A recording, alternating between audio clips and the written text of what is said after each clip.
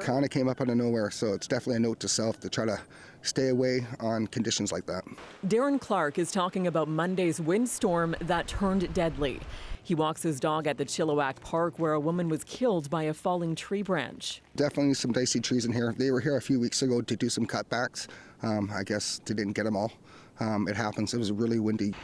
This week's windstorm clocked gusts of 110 kilometers an hour and came after days of unrelenting rain. The impact on trees from more frequent extreme weather is evidence of climate change at work, say experts. It's harder to see in the winter, but you can see dieback in the tree crown, so that'll be dead or dying branches. This tree expert points out the climate impact on these trees in Vancouver's Jericho Beach Park, still wet from the latest storm. Urban trees already grow in a really difficult environment. A lot of gray infrastructure, pavement makes things dry, makes it hard for them to survive.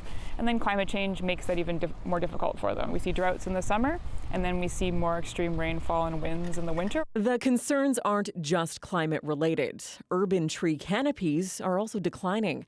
Roughly a quarter of Vancouver is covered by tree canopy, according to the city, but it's been decreasing over the last decade, partly caused by the urgent push for more housing. That means more leafy, tree-lined neighborhoods are being threatened by densification. But she says there are ways to mitigate the weather impacts on the trees we do have.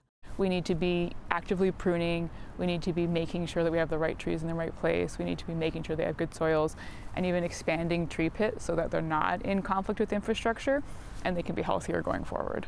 Practical measures to be taken now while Metro Vancouver moves forward with a goal of increasing tree canopy cover to 40% by 2050. Tanya Fletcher, CBC News, Vancouver.